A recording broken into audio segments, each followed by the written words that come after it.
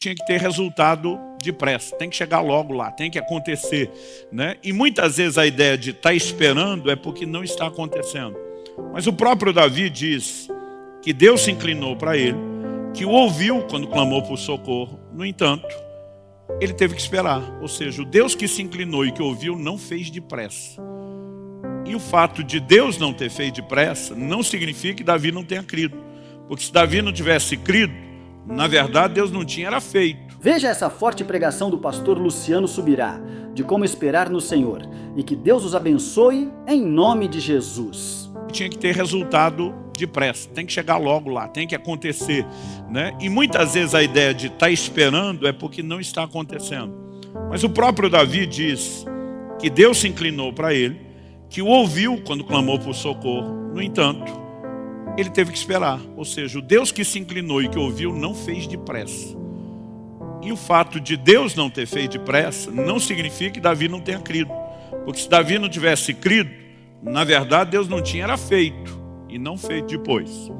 Então a gente tem que repensar isso. Em Romanos no capítulo 8, no verso 25, a Bíblia diz: se esperamos o que não vemos, com paciência o aguardamos, né? A espera, ela envolve o elemento paciência, mas não necessariamente significa falta de fé. Às vezes ela vai ser apresentada, a paciência vai ser apresentada como algo que caminha de mão dada com a fé. Hebreus capítulo 6 diz no verso 12, que nós temos que ser imitadores daqueles que pela fé e paciência herdam as promessas. Então você não herda as promessas de Deus só com fé. Você herda as promessas com fé e paciência. Na verdade, Hebreus capítulo 6, verso 15, dizia assim: depois de esperar com paciência, obteve Abraão a promessa. Abraão é chamado na Escritura de o pai da fé. A Bíblia diz em Romanos 4 que ele deixou pegadas de fé nas quais eu e você temos que andar, ou seja, seguir o seu exemplo. E ele teve que esperar para obter a promessa. Logo, eu e você não podemos caracterizar a espera como falta de fé. Na verdade, né, eu diria até um pouquinho mais que a paciência ou a espera que eu e você vamos ter que exercer com paciência é uma característica divina a ser manifestada e que será fortalecida pela palavra. Em Romanos, no capítulo 15, de 4 a 6, a Bíblia diz assim: pois tudo quanto outrora foi escrito, para nosso ensino foi escrito, a fim de que pela paciência e pela consolação das Escrituras tenhamos esperança. Ora, o Deus da paciência e da consolação vos conceda o mesmo sentir de uns para com os outros, segundo Cristo Jesus, para que concordemente a uma voz glorifiqueis ao Deus e Pai de nosso Senhor Jesus Cristo. A Bíblia fala da paciência e consolação das Escrituras.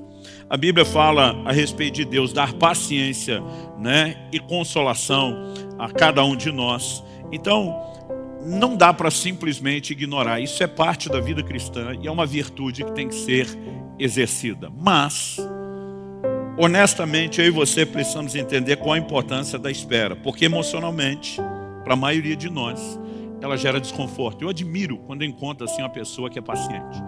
Daquela paciente que ela está de boa, tem que esperar ela estar de boa, né? Porque assim, às vezes eu espero porque eu não tenho opção, né? E nem sempre dentro de mim eu estou no melhor dos sentimentos enquanto espero. Com o tempo, obviamente, eu fui obrigado a crescer, a amadurecer, a aprender, a entender a importância da espera.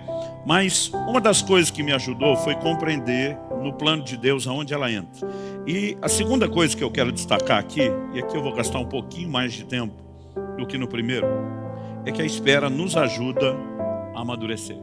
Você pode repetir isso comigo? Diga: a espera nos ajuda a amadurecer. Em Gálatas, no capítulo 4, nos versos 1 e 2, a Bíblia diz assim: digo, pois, que durante o tempo em que o herdeiro é menor, em nada difere de escravo, posto que ele é senhor de tudo, mas está sob tutores e curadores até o tempo predeterminado pelo Pai. Então, a Bíblia está dizendo que quando o herdeiro é menor de idade, ele, legalmente falando, é herdeiro. Mas enquanto menor de idade, a Bíblia diz, na casa, em nada difere de um escravo. Por quê? Porque ele ainda não pode ter acesso à herança. E o texto simplesmente nos diz que, apesar de ser senhor de tudo, ele vai ficar sob tutores e curadores até o tempo predeterminado pelo Pai. Porque o Pai normalmente não permitia que o filho acessasse a herança enquanto criança, enquanto menor de idade, porque ele não tinha poder de gestão. Se você olhar Lucas 15, de 11 a 32, na parábola do filho pródigo, a gente descobre que quem acessa a herança antes de ter amadurecido, ele normalmente vai desperdiçar aquilo a que teve acesso. Eu lembro de um dia que uma pessoa falou assim para mim: pastor, eu estava lendo um artigo, e esse artigo dizia que mesmo em países de primeiro mundo, não era só nos de terceiro não, mais de 90% dos ganhadores de grandes prêmios em loteria, ele falou, não estamos nem falando de prêmio pequeno, dos grandes prêmios de loteria, eles conseguem simplesmente dissipar tudo que ganharam em menos de um ano. Um pequeno percentual vai dissipar em até 2 anos. E normalmente quem não dissipou no primeiro, no segundo, que é muito pequenininho, o que sobra, esse sim vai conservar o dinheiro ou vai fazê-lo trabalhar. Aí ele olhou para mim e falou, isso me remete a uma conclusão. Eu falei, qual? Ele falou, esse dinheiro é amaldiçoado. Eu falei, é mais fácil jogar a culpa na maldição do que na falta de um poder de gestão. Olhei para ele e falei, você sabia que normalmente as empresas que viraram impérios bilionários, elas dificilmente vão durar muitas gerações? Que normalmente a próxima geração que assume o comando da empresa vai quebrar essas empresas que cresceram? Ele falou, não. Eu falei, a estatística é bem parecida. E o que a gente tem de similar, e não estou aqui advogando e nem dizendo para você ficar jogando na loteria, mas é que em vez de espiritualizar que o dinheiro se perde porque é amaldiçoado, a maioria das pessoas que acessa algo para o qual não está pronto e não tem condições de gerir aquilo, ela normalmente tende a meter o pé pelas mãos e perder isso tudo. Quando você pensa nessa perspectiva, isso deveria levar eu e você a entender que em relação ao chamado de Deus, ao plano e ao propósito de Deus para as nossas vidas, as coisas que Deus quer fazer não apenas em nós, mas através de nós, existe uma similaridade, um entendimento, né, a respeito de preparação. Então, por exemplo, a Bíblia fala a respeito do obreiro aprovado, e essa aprovação não é meramente da parte de Deus. A Bíblia diz, procura apresentar-te a Deus como obreiro aprovado que não tem de que se envergonhar. Então, para que eu seja aprovado por Ele, existe um posicionamento da minha parte, onde eu preencha determinados requisitos, e Ele possa então fazer aquilo que Ele tinha em mente. E eu estou dizendo isso porque muitas vezes nas Escrituras, você vai perceber Deus trabalhando com as pessoas em prazos que são longos. É o tipo de coisa que eu não enxergava quando era garoto, que para mim tudo era para onde, né? E demorou para eu perceber, até lendo a Bíblia. Deus faz uma promessa a Abraão, vou te dar um filho. 25 anos. E tinha hora que eu ficava pensando, por que quando o Senhor promete uma coisa, o Senhor fala tanto tempo antes? Né? Deus diz para Davi, eu vou te dar o reino. No mínimo 15 anos esperando. Aí você vê que o Abraão, que esperou 25 anos para ter um filho, quando o filho finalmente cresce e se casa. A Bíblia diz que Isaac se casou aos 40 anos. Eu fico pensando, eu no lugar de Abraão já esperei 25 anos para ver o filho nascer. Agora esperar mais 40 para o filho casar, para depois imaginar quando é que essa posteridade vem. Eu no lugar de Abraão não tinha esperado mais do que os 18. Aliás, eu nem sou Abraão, meu filho casou aos 18. Né? Então, eu fico pensando comigo mesmo, da onde esse camarada conseguiu esperar? Agora o curioso é que o Isaac casa, e a semelhança da mãe, ele se casa com uma mulher que também não podia ter filhos. O homem que herdou a promessa do pai, eu vou te dar uma descendência numerosa, também está diante do mesmo problema, não pode ter filhos. A Bíblia diz assim, que Isaac orou insistentemente ao Senhor. E Deus ouviu a sua voz, ele deu os filhos, nasceu logo gêmeos. Aí eu li esse texto, a sensação que eu tinha era assim, que ele orou tanto que Deus disse, tá bom, toma, e que nem 9 meses precisou, né, de gestação para as crianças nascer. Quando você vai ler lá o texto bíblico, de Gênesis 25, a Bíblia diz, era Isaac da idade de 60 anos, quando lhe nasceram os gêmeos. Casou aos 40, orou com insistência, aos 60 os filhos chegaram, mais 20 anos. E a gente pode dar exemplo após exemplo nas Escrituras. Eu não sei que idade José tinha quando teve os sonhos de Deus sobre ele estar numa posição de governo, mesmo diante da sua família. Mas a Bíblia diz que aos 17 anos de idade ele foi vendido pelos seus irmãos para o Egito. A Bíblia diz que aos 30 ele sai da cadeia para começar a viver o cumprimento. Então, só a primeira etapa levou pelo menos 13 anos. até que os seus irmãos chegassem, porque aparece no segundo ano da fome, você pode jogar mais 9. Então ele estava com quase 40 anos de idade. Então, ao longo das escrituras, quando a gente olha, as coisas não são tão rápidas, automáticas ou instantâneas como eu e você gostaríamos que fosse. A pergunta a ser feita é: José vai para o Egito, vendido, traído pelos seus irmãos, embora fosse fiel a Deus. Lá na casa de Potifar ele começa a prosperar, as coisas estão dando certo. Mas para ser fiel a Deus, e porque recusa a proposta da mulher de Potifar, ele é injustamente preso. Agora na prisão, a Bíblia fala de uma ocasião que ele vê uma oportunidade. Qual oportunidade? 2 dos oficiais principais de Faraó, Gênesis 40 diz isso, vão parar na cadeia. Para os dois terem ido para a cadeia, provavelmente levantou-se a ideia de uma conspiração contra o rei, mas isso ainda não tinha sido investigado, porque senão os dois estariam mortos. Quando aqueles dois estão lá na prisão, cada um tem um sonho. José interpreta o sonho de um, o sonho do outro. O primeiro ele diz: deu bom, em 3 dias você sai da prisão, vai ser restaurado ao seu carro, sua vida volta ao normal. Para o segundo, que era o copeiro, ele diz: deu ruim, perdeu. Ele diz: em 3 dias tu está morto, né? A coisa vai complicar para o seu lado. Mas na hora que ele dá a palavra para o copeiro, não para o padeiro que vai morrer, mas para o copeiro que vai ser promovido, José termina e diz assim: e quando você for restituído ao seu cargo diante de Faraó, lembra do teu servo aqui, que te ofereceu consolo na hora difícil, que te trouxe uma palavra de alento.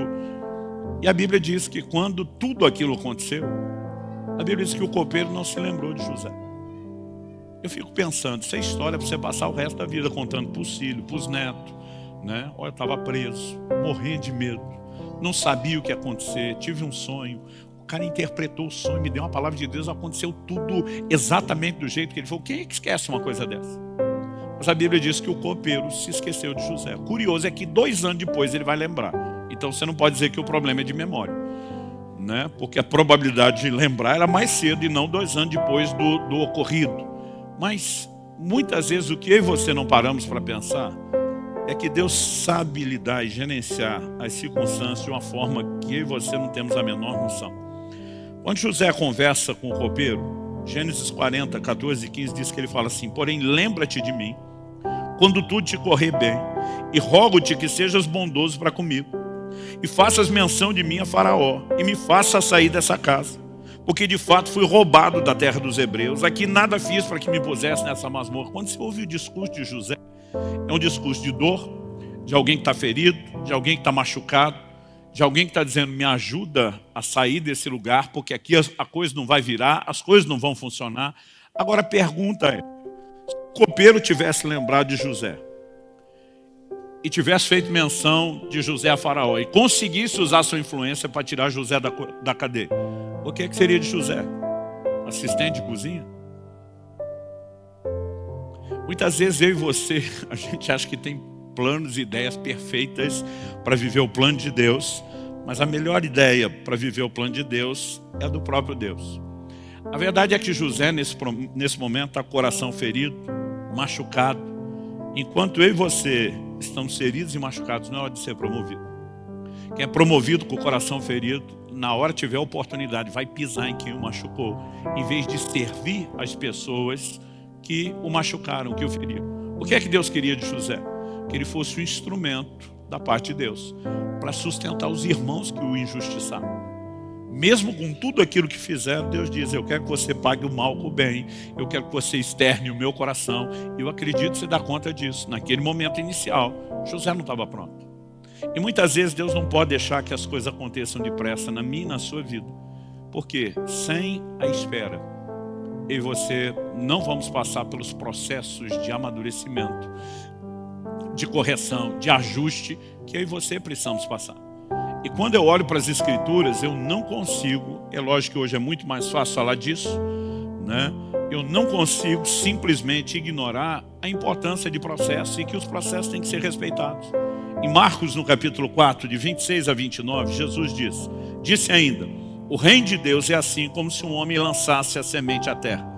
Depois dormisse e levantasse de noite e de dia, e a semente germinasse e crescesse, não sabendo ele como.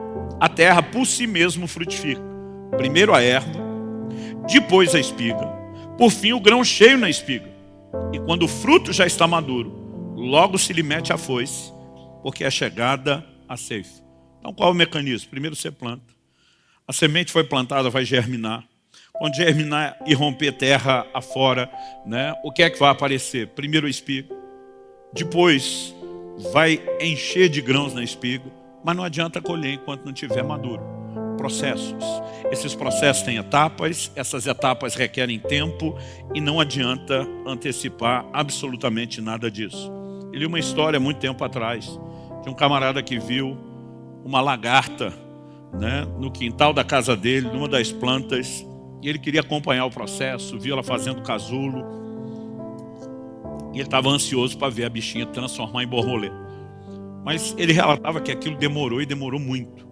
Demorou para fazer o casulo nunca abria, ele todo dia ia checar, né? Quando finalmente começou a dar sinais de abertura, ele estava naquela torcida, vai, aquilo também não andava depressa. Todo dia abria só um pouquinho mais, e teve um dia que ele, aborrecido, cansado de esperar, resolveu ajudar aquela lagarta. Ele pegou uma tesourinha dessas pequenininhas de costura e deu uns piques ali no casulo para ajudá-la, porque todo dia ele via que a lagarta fazia um esforço enorme para sair e não conseguia se libertar. Ele disse, vou ajudá-la a fazer mais rápido, né? Quando finalmente ela saiu do casulo, para ele foi uma frustração, porque não era mais a lagarta que entrou, mas também não era a borboleta que ele esperava. A verdade é que o processo de transformação, a chamada metamorfose, não tinha terminado. Ela tinha asas, não desenvolveram, mas aquele corpo que precisa ficar menorzinho para conseguir voar, né, não era tão grande quanto antes o da lagarta, mas também não tinha terminado o que deveria, e ele ficou muito bravo, né, pensando, eu perdi todo o meu tempo esperando um negócio que não funcionou. O que demorou para ele descobrir é que o culpado foi ele. Porque é justamente o esforço que a lagarta faz para se libertar do casulo que ativa todas aquelas enzimas e o processo de transformação. E quando ele tentou facilitar e ajudá-la a ganhar tempo, ele simplesmente abortou o processo de preparação que era necessário. Eu fico imaginando que às vezes eu e você temos o mesmo desespero, ou do lado de dentro do casulo, ou do lado de fora assistindo outros, desesperado para dar uma mãozinha, né? E dizer, vamos agilizar, vamos fazer andar, vamos fazer acontecer. Mas a verdade é que sem o tempo, processos podem ser interrompidos. Então, eu tive uma lição muito cedo, logo no início do meu ministério, e normalmente eu falo mais disso para pastores e líderes do que só para a igreja. Mas em agosto de 1993, eu tive um acidente de carro, quando eu estava assim no terceiro ano de um ministério itinerante. O ministério estava bombando, considerando a nossa realidade da época, não existia internet, né? As pessoas só tinham acesso a dois tipos de mídia, rádio e televisão. O rádio era caro, a televisão nem se fala. A televisão brasileira é a televisão mais cara do mundo, é o mercado mais inflacionado do mundo. Então, normalmente, sem estar na mídia, nenhum ministério avançava tão depressa. Eu sei que vocês não conseguem imaginar o que é um mundo sem internet. Aliás, vocês não conseguem imaginar o que era um mundo sem telefone celular, né? E a gente, naquela época, já fazia uma média de 2, 3 cidades por semana, né? Porque a propaganda, o boca a boca na época, por causa daquilo que Deus estava fazendo, era algo muito intenso, as portas foram se abrindo. Eu lembro quando começou o ano de 93, a gente tinha, digo a gente falando por toda a equipe, a agenda do ano todo de 93, a hora que o ano abriu já estava assim, completamente cheio, fechado, 2 cidades por semana, durante todo aquele ano. 94, a gente protegeu a agenda, para não abrir nada antes, só para os convites internacionais, ou seja, para as perspectivas da época, o negócio estava bombando, estava indo com tudo. Mas em agosto de 93, eu tive esse acidente de carro e estou vivo só por um milagre. Os irmãos que iam me visitar no hospital diziam, olha, eu vi o estado do carro, eu vi o lugar onde, a ribanceira onde vocês caíram, né? Deus realmente guardou você. Tudo que eu pensava é, já que Deus ia guardar, Ele não podia ter arrumado o carro lá na estrada, em vez de esperar eu me arrebentar todo lá embaixo, para depois dizer, eu te guardei lá embaixo. Eu pensava, por que ele não me guardou lá em cima? Pensava, não falava, mas pensava. Aí eu lembro dos médicos, dos enfermeiros dizendo, cara, teu santo é forte, alguém lá em cima vela por você. Não era para você ter escapado dessa não. O dia que um neurologista me explicou o que tinha acontecido, falou, isso aqui é a sua tomografia. Né? Eu lembro de resultados que ainda vi, dificuldade para distinguir entre massa branca e cinzenta no cérebro, lesão nas partes moles. Ele falou, esse traumatismo craniano que você teve aqui foi algo sério, delicado. Ele falou, sua cabeça, você bateu tanto. Ele brincou assim, imagina que ela virou quase um liquidificador. Né? E ele começou a descrever, ele falou, olha, o ponto principal onde nós tivemos que remendar a sua cara foi a região da fonte. Né? Ele falou assim, e a pancada nesse tipo de lugar costuma ser fatal. Era para você ter ido. E eu lembro desse cara dizendo, teu santo é forte, alguém lá em cima está cuidando de você. Os enfermeiros que me socorreram disseram, olha, nós reconstituímos sua pálpebra esquerda, ela rasgou mais da metade. E não existe ângulo, né, onde qualquer coisa possa rasgar tanto a pálpebra que não toque no globo ocular. Então, se não fosse morrer, era no mínimo você ter perdido a vista, né, a visão do olho esquerdo. Alguém cuida de você, mas com todo mundo falando de tudo que Deus fez, eu ficava só pensando, já que o Senhor ia fazer um milagre, não podia ter feito ele inteiro, não podia ter me guardado de tudo isso. E o problema não era só isso, era todo o questionamento que ficava dentro de mim. Né? Eu tinha acabado de trocar de carro e tinha essa viagem de mudança para Curitiba. Eu pensei, quando chegar em Curitiba, faço seguro. Até hoje não fiz e o carro deu perda total. Né? Tudo que estava dentro do carro era toda a minha vida, toda a minha mudança estava dentro do carro. E o que não se perdeu, nós caímos nessa ribanceira, a gente que estava com o cinto dentro do carro ficou, todo o resto foi sendo jogado para fora.